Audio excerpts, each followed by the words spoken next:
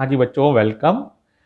बेटा वही चैप्टर चल रहा है मोशन इन अ प्लेन और लेक्चर 3B है।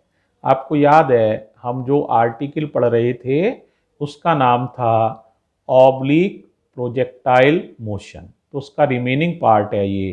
तो ये भी वीडियो को आप ध्यान से देखेंगे, दोनों वीडियो एक साथ देखिए 3A और 3B, तो आपको पूरा आर्टिकल क्लियर हो जाएगा। तो देखो बेटा रिमेनिंग पार्ट इसका शुरू कर रहे हैं। अब देखो चौथा पॉइंट था रेंज निकालना, रेंज ऑफ प्रोजेक्टाइल।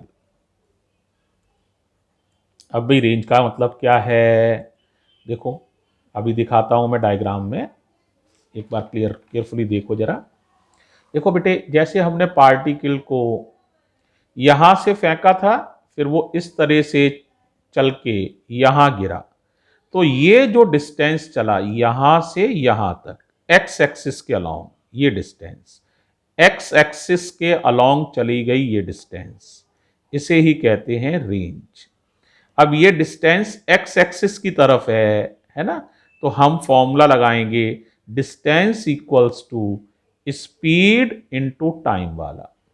अब स्पीड कितनी लेंगे, एक्स एक्सिस वाली, एक्स एक्सिस की तरफ स्पीड है u cos थीटा, और टाइम लेंगे यहां से यहां टोटल फ्लाइट टाइम, क्योंकि पूरा फ्लाइट हो चुकी है उसकी यहां से यहां तक का समय, और टोटल फ्लाइट टाइम हम निकाल चुके हैं 2u sin theta upon g. तो इससे हम रेंज निकाल सकते हैं। तो जरा रेंज देखो कितनी हो जाएगी प्रोजेक्टाइल की, केयरफुली देखो। अब जरा मैं निकालने जा रहा हूं रेंज, तो देखो जरा, बोलो भी रेंज कितनी हो जाएगी। तो रेंज होती है डिस्टेंस इक्वल्स टू, फॉर्मूला बताया था अभी, स्पीड इनटू टाइम। ये फॉर्मूला एक्स एक्सिस के अलोंग लगाया गया है, ये ध्यान रखना है। तो डिस्टेंस का नाम ही रेंज है, आर लिख दे रहा हूं, स्पीड का नाम यू एक्स है, और टाइम की वैल्यू थी 2u y अपॉन जी। तो रेंज का फॉर्मूला या तो यही लिख सकते हो 2ux uy अपॉन जी, ये भी अच्छा है, इसको भी लिख सकते हैं आप, या ux और uy की वैल्यू रख दो। तो वैल्यू रखोगे तो क्या बन जाएगा फॉर्मूला बताओ, r इक्वल्स टू 2, ux की वैल्यू थी u cos थीटा, uy की वैल्यू थी u sin theta upon g. अब टिग्नोमेट्री में मैंने पढ़ाया है, एक फॉर्मूला पहचानो सारे बच्चे, 2 sin थीटा कॉस थीटा, ये मैंने पढ़ाया भी है, यहां पर लिख दे रहा हूं 2 sin थीटा कॉस थीटा, इसका फॉर्मूला होता था sin 2 थीटा, याद कर लो। 2 sin थीटा कॉस थीटा को कहते हैं sin 2 थीटा, तो यहां sin 2 थीटा आ जाएगा, तो u स्क्वायर, ये u दो बार है ना, तो u square sine 2 theta upon g. तो ये दो फॉर्मूले हो गए, या तो ये याद कर लो u square sine 2 theta upon g, या ये याद कर लो 2ux uy अपॉन जी। ये रेंज का फॉर्मूला हो जाएगा। ठीक है भाई, तो इक्वेशन नंबर 4। अब बेटे मैं निकालना चाहता हूं कि हम किस तरह से किसी प्रोजेक्टाइल को फेंकें कि वो सबसे दूर जाकर गिरे। हमारे दिमाग में होता है कि हम में तो एक लिमिटेड ताकत है, तो सर मैं कितने एंगल पर प्रोजेक्टाइल को फेंकूं कि वो सबसे दूर जाकर गिरे। जैसे मैं तुम्हें समझाऊं, जैसे प्रोजेक्टाइल को तुमने यूई वेलोसिटी से फेंक सकते हो, ज्यादा से ज्यादा, मान लो तुम में ताकत एक निश्चित है, लेकिन ऐसे भी फेंक सकते हो यू वेलोसिटी से, ऐसे भी फेंक सकते हो, ऐसे भी फेंक सकते हो, ऐसे भी फेंक सकते हो, और हजारों तरीके हो सकते हैं। अब यहां से गया तो वो ऐसे गिर गया, यहां से गया तो वो ऐसे गिर गया, यहां से गया तो वो ऐसे गिर गया, यहां से गया तो ऐसे गिर गया। तो कोई एंगल ऐसा भी होगा ना जहां पर ये सबसे दूर जाके गिरेगा, ये रेंज सबसे ज्यादा होगी, उस एंगल को बताना चाहता हूं। ठीक है, तो मैं निकालना चाहता हूं कि condition for maximum range, maximum range के लिए क्या शर्त होनी चाहिए, है ना। ओके, तो जितनी ताकत है उतनी ताकत से फेंक रहे हैं, लेकिन उसी ताकत से सबसे दूर जाके प्रोजेक्टाइल कब गिरेगा, किस एंगल पर फेंके कि ऐसा हो जाए, उस पर बात कर रहा हूं। तो देखिए भाई, कंडीशन फॉर मैक्सिमम रेंज, अब जरा ध्यान से देखना। रेंज का फॉर्मूला अभी तुमने पढ़ा था, ये था U square sine 2 theta upon G. Range के मैक्सिमम होने के लिए u को बदल नहीं रहे हैं, g भी कांस्टेंट होता है, साइन 2 थीटा को मैक्सिमम होना पड़ेगा। अब साइन में सबसे बड़ी जो वैल्यू होती है वो 1 होती है। साइन की वैल्यूज -1 से छोटी नहीं होती है और +1 से बड़ी वैल्यू साइन में नहीं होती है। आप देखेंगे तो सबसे बड़ी वैल्यू साइन में कितनी होती है, 1, और सबसे छोटी -1। ठीक है, तो साइन और कॉस की सबसे बड़ी वैल्यू 1 होती है। तो ये 1 किसकी वैल्यू होती है, साइन 90 डिग्री की। तो साइन 2 थीटा बराबर साइन 90 डिग्री। साइन से साइन समझ लो कट गया, तो 2 थीटा की वैल्यू 90 है, तो थीटा की वैल्यू हो जाएगी 45 डिग्री। बड़ा इंपॉर्टेंट रिजल्ट आ गया है। अगर किसी प्रोजेक्टाइल को 45 डिग्री एंगल बनाते हुए, हॉरिजॉन्टल से 45 डिग्री एंगल बनाते हुए यदि प्रोजेक्ट किया जाए तो वो सबसे दूर जाकर गिरेगा। तो if a projectile is projected at an angle of 45 degree, then its range will be maximum। अब आप कहोगे इसका क्या यूज है। मान लो आप एक एथलीट कोच हैं, एक एथलीट को या एक जैवलिन थ्रो करने वाले को या एक लॉन्ग जंप लगाने वाले को या एक डिस्क थ्रो करने वाले को ट्रेंड कर रहे हैं। तो आप उसे समझाएंगे भाई तुम्हारी ताकत भले थोड़ी सी लिमिट में हो सकती है, एक लिमिट से ज़्यादा ताकत नहीं हो सकती है, लेकिन चाहे तुम्हें कूदना हो तो आपको जब यहाँ से जंप लेना है, दौड़ते हुए आओगे तो इस तरह से जंप लेना है और ये एंगल कितना बनाना, 45 डिग्री। तो तुम सबसे दूर जाके तुम्हारी जंप लगेगी। या आप जैवलिन फेंक रहे हो तो ऐसे आप जैवलिन फेंकिए, भाला फेंकिए, ताकि वो सबसे दूर जाकर गिरे, है ना। या डिस्क फेंक रहे हो तो इसी चीज को कोच बार बार ट्रेन करता है। ठीक है, और इसी को इससे हम सबसे ज्यादा रेंज कवर कर सकते हैं अगर एंगल ऑफ प्रोजेक्शन कितना कर ले, 45 डिग्री। तो ये बात क्लियर हो गई होगी। अब जानना चाहते हैं ये रेंज होती कितनी है, मतलब मैक्सिमम तो होती है ये 45 डिग्री पर, लेकिन होती कितनी है, ये कुछ ना कुछ वैल्यू भी तो आएगी। तो हम निकालना चाहते हैं वैल्यू ऑफ मैक्सिमम रेंज। बहुत आसान है, हाल ही समझ जाओगे, वेरी वेरी इजी। तो आप थीटा की जगह 45 यहां लिख दोगे तो रेंज हो जाएगी मैक्सिमम यू स्क्वायर साइन 2 और थीटा की जगह 45 अपॉन जी। ये साइन 90 हो गया तो ये हो गया U square sine 90 upon G. Sine 91 होता है, इसलिए मैक्सिमम रेंज जो होगी बच्चों वो होगी यू स्क्वायर अपॉन जी। तो याद रखो रेंज की सबसे बड़ी जो वैल्यू होती है वो यू स्क्वायर अपॉन जी होती है। It is the maximum value of range. एक और इंपॉर्टेंट बात डिस्कस करना चाहते हैं, कोई बच्चा एक और सवाल यहां पूछ सकता है। देखिए जरा ध्यान से समझिए, क्या सर दो अलग अलग एंगल ऑफ प्रोजेक्शन हो, हम दो अलग अलग चीजों को अलग अलग तरह से चीजों को फेंकें, वेलोसिटी तो एक ही रखें, जैसे हमने एक तो ऐसे फेंका u वेलोसिटी से और एक ऐसे फेंका, तो ये चीज तो यहां जाके गिरी इस तरह से और ये चीज भी यहां जाके ही गिरी। हाइट अलग अलग है, ये हाइट कम है, ये हाइट ज़्यादा है ना, ये हाइट ज़्यादा है, यहाँ तक है, लेकिन रेंज आप देखिए दोनों की बराबर है। दोनों को u वेलोसिटी से फेंका गया है। अंतर है ये एंगल अलग है, ये एंगल कुछ अलग है, अलग अलग एंगल पर फेंका है खाली हमने, और हम चाहते हैं रेंज बराबर हो। क्या ऐसा हो सकता है? तो ऑफ कोर्स ऐसा हो सकता है। कैसे? अगर एक एंगल थीटा हो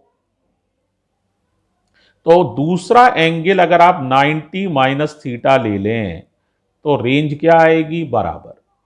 और सिंपल समझा रहा हूं, जैसे एक बच्चा 30 डिग्री पर चीज को फेंके तो दूसरा 90 माइनस 30 यानी 60 डिग्री पर चीज को फेंके।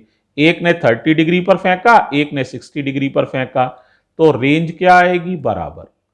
एक ने 20 डिग्री पर फेंका तो दूसरा फेंके 70 डिग्री पर, तो भी रेंज बराबर आएगी। एक ने फेंका 25 डिग्री पर तो दूसरा फेंके 65, 90 माइनस 25 65 डिग्री पर, तो भी रेंज बराबर आएगी। तो हमेशा याद रखो, जितनी रेंज थीटा पर होती है उतनी ही range 90 minus theta angle of projection होने पर भी होती है। ठीक है, इस बात को मैं प्रूफ भी कर देता हूं। प्रूफ समझो जरा इसका। पहले हमारा एंगल ऑफ प्रोजेक्शन थीटा है, तो रेंज का फॉर्मूला सबको याद है, u square sine 2 theta upon g. ये कब रेंज है? जब एंगल ऑफ प्रोजेक्शन थीटा है। तो मैं यहां थीटा लिख देता हूं ताकि हमें याद रहेगा। अब मैं लिखना चाहता हूं range if angle of projection is 90 minus theta. तो मुझे क्या करना चाहिए? थीटा की जगह 90 माइनस थीटा लिख देना चाहिए। जहां जहां थीटा आ रहा है वहां क्या लिख दूंगा? 90 माइनस थीटा। तो फॉर्मूला हो जाएगा यू स्क्वायर साइन 2 थीटा नहीं 90 minus theta, because angle of projection is 90 minus theta instead of theta upon g. अंदर मल्टीप्लाई करो तो ये हो जाएगा u square sine 180 minus 2 theta upon g. अब तुमने ट्रिग्नोमेट्री में फिर एक चीज पढ़ी हुई है, एक फॉर्मूला पढ़ा हुआ है, साइन 180 माइनस एक्स या थीटा जो भी लिखना चाहो इक्वल्स टू साइन एक्स होता है। पढ़ा है?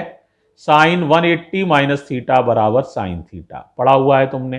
तो ऐसे ही यहां बताओ, साइन 180 माइनस थीटा जो भी ये लिखा है इक्वल्स टू साइन थीटा, यानी यही आ जाएगा। तो आर 90 माइनस थीटा कितना हो जाएगा बताओ? यू स्क्वायर, ये जी ऐसे ही रहेगा, साइन 180 माइनस एक्स, ये है 180 minus x sine x, x की वैल्यू यहां 2 थीटा है तो उतना ही आ जाएगा। अब इस फॉर्मूले को देखो केयरफुली, देखो u square sine 2 theta upon g, इसको देखो carefully, u square sine 2 theta upon g. तो इससे क्या प्रूफ हुआ?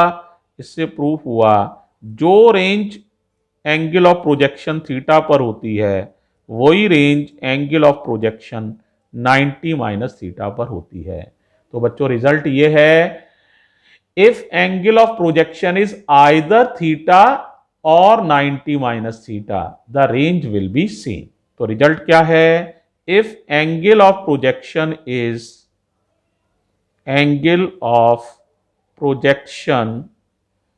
इज आइदर थीटा और 90 minus theta, range will be same, range will be same. Clear हो गया है? अब अगली बात कर रहे हैं हम, मैक्सिमम हाइट पर कितनी काइनेटिक एनर्जी होती है। इनिशियली कितनी काइनेटिक एनर्जी है और मैक्सिमम हाइट पर कितनी काइनेटिक एनर्जी होती है। ठीक है, काइनेटिक एनर्जी का फॉर्मूला तुम्हें पता है, हाफ mv स्क्वायर होता है। तो मैं निकालना चाहता हूं relation between initial kinetic energy and kinetic energy at highest point. तो देखो मैं निकालना चाहता हूं relation between initial kinetic energy and kinetic energy कहां पर? Eight highest point.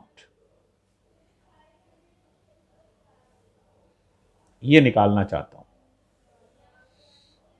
देखो मैंने तुम्हें समझाया भी था, एक बार दोबारा फिर समझो।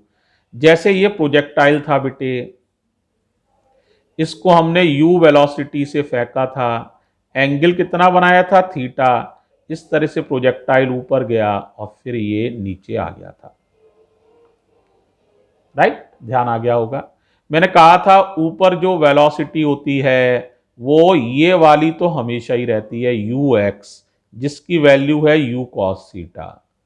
ये वेलोसिटी कभी खत्म नहीं होती है, शुरू से एंड तक रहती है।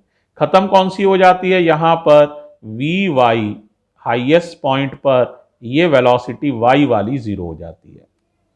शुरू में आपको याद ही है ये वेलोसिटी u थी, इसके दो कंपोनेंट थे। ये वाला कंपोनेंट तुम्हें याद ही है, u cos थीटा था।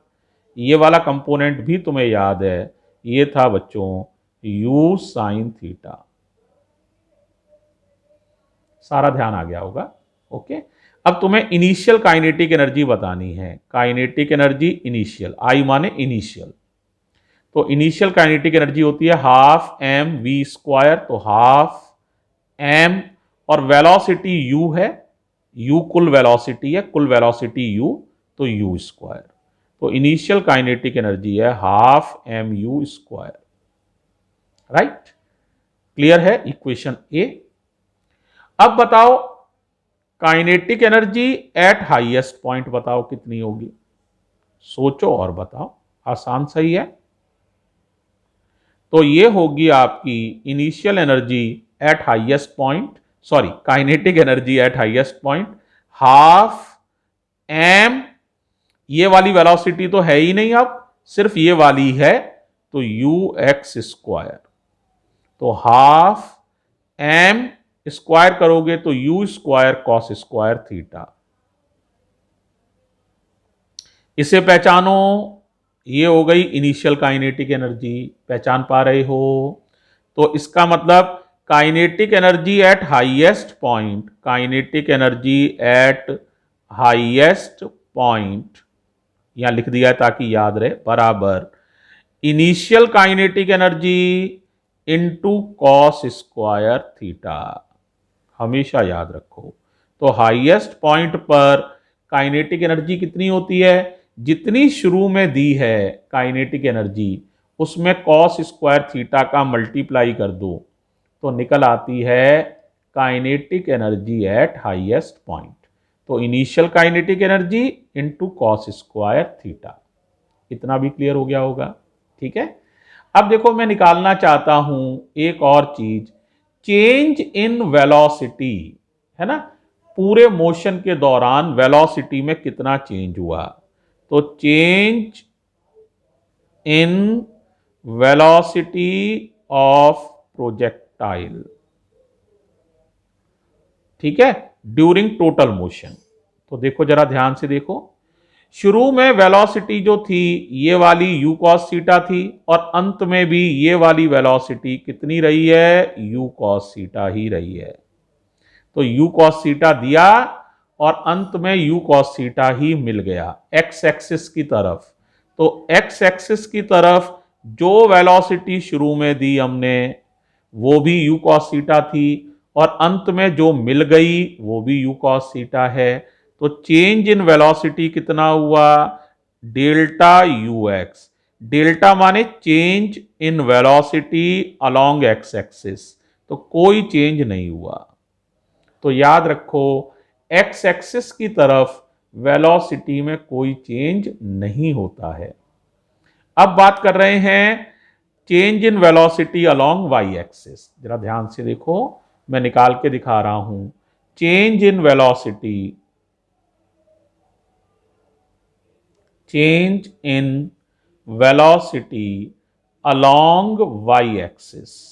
जरा एक बार ध्यान से देखो क्या चेंज हुआ है, कैलकुलेट कर रहे हैं। Delta we Y, change in velocity along Y axis. तो शुरू में वेलोसिटी थी u sin थीटा, याद होगा तुम्हें, लेकिन ऊपर की तरफ थी, ये इनिशियल वेलोसिटी है। और बाद में वेलोसिटी थी u sin थीटा, लेकिन वो किधर थी, नीचे की तरफ थी फाइनली। देखो जरा, मैंने तुम्हें डायग्राम में भी दिखाया था, एक बार दोबारा दिखा देता हूं। जब ये पार्टिकल ऐसे आके टकराएगा तो final velocity u sin theta ही होती है, लेकिन उसकी दिशा नीचे की तरफ होती है। राइट, ओके है। नीचे वाली डायरेक्शन को हमने माइनस माना है, ऊपर वाली डायरेक्शन को प्लस। तो इनिशियल वेलोसिटी है प्लस की u sin थीटा और फाइनल वेलोसिटी है माइनस की u sin थीटा। अब चेंज निकालना है। अब चेंज कैसे निकालते हैं, final velocity minus initial velocity, final velocity minus initial velocity. सोच के बताओ कितना हो जाएगा। फाइनल वेलोसिटी है u sin थीटा, लेकिन नीचे की तरफ है, तो माइनस u sin थीटा, ये वाला माइनस है ही। इनिशियल वेलोसिटी है u sin थीटा, ऊपर की तरफ है, ऊपर की दिशा को प्लस माना गया है, तो ये u sin थीटा। लेकिन इस माइनस की वजह से ये हो जाएगा minus u sin theta minus u sin theta, that is minus 2u sin theta. बड़ा इंपॉर्टेंट पॉइंट है, हमेशा याद रखिए, एक्स एक्सिस की तरफ वेलोसिटी में कोई चेंज नहीं होता है, लेकिन वाई एक्सिस की तरफ वेलोसिटी में चेंज होता है और इसकी वैल्यू होती है माइनस 2u sin थीटा। कभी कभी एक और चीज पूछी जाती है, चेंज इन मोमेंटम बताइए। तो चेंज इन मोमेंटम, इसको भी समझ लो उसी जैसा है। तो चेंज इन मोमेंटम, अब मोमेंटम भी वेक्टर क्वांटिटी है, तो हम change in momentum along x axis पहले पता कर रहे हैं। Change in momentum, momentum along x axis, along x axis, दोनों डायरेक्शन में देखना पड़ेगा, एक्स एक्सिस के अलोंग भी और वाई एक्सिस के। अब बताओ चेंज इन मोमेंटम का फॉर्मूला क्या होगा। Change in momentum along x axis, momentum को p से लिखते हैं, चेंज को डेल्टा से लिखते हैं। डेल्टा माने चेंज, p माने मोमेंटम और एक्स एक्सिस की तरफ, तो ये होता है मास इनटू वेलोसिटी। तो मास तो बदलता नहीं है, चेंज सिर्फ वेलोसिटी में होता है, तो वेलोसिटी में कोई चेंज ही नहीं हुआ है, तो एक्स एक्सिस के अलोंग मोमेंटम में कोई चेंज नहीं होता है। ना वेलोसिटी में कोई चेंज होता है, ना मोमेंटम में कोई चेंज होता है एक्स एक्सिस की तरफ। अब मैं अगर बात करूं change in momentum along Y axis, change in momentum along Y axis, तो कैसे लिखोगे पहले तो यही बताओ।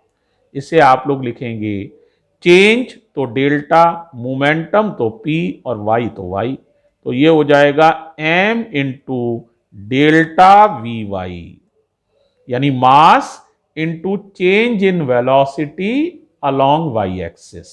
देखो एक बार दोबारा पढ़ लो, mass change in velocity along Y axis, और डेल्टा वी वाई तुमने निकाला है, ये रहा। तो इस तरह से हो जाएगा माइनस 2mu sin थीटा। इतना चेंज होता है मोमेंटम में वाई एक्सिस के अलोंग।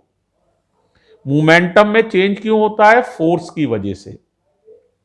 तो आप पूछ सकते हैं सर क्या वाई एक्सिस की तरफ कोई फोर्स लग रहा था, तो मेरा जवाब है हाँ, मैंने शुरू में ही बताया था, ग्रेविटेशनल फोर्स लग रहा था वाई एक्सिस के अलोंग, इसीलिए मोमेंटम में चेंज आया है। अब आप कहेंगे सर एक्स एक्सिस वाले मोमेंटम में चेंज क्यों नहीं आया, क्योंकि एक्स एक्सिस की तरफ कोई भी फोर्स नहीं लग रहा था, इसलिए मोमेंटम में चेंज भी नहीं आया है। तो बच्चों ये आर्टिकल है, मुझे लगता है तुम्हें बहुत पसंद आएगा, बहुत ध्यान से देखना दोनों वीडियोस को। तो ये है ऑब्लिक प्रोजेक्टाइल मोशन, और दोनों वीडियोस को आप अगर एक बार में दिक्कत लगे ना तो 2 बार देखना, ठीक है। थैंक यू बच्चों, गॉड ब्लेस यू प्यारे बच्चों। ये आर्टिकल फिनिश है। अच्छा।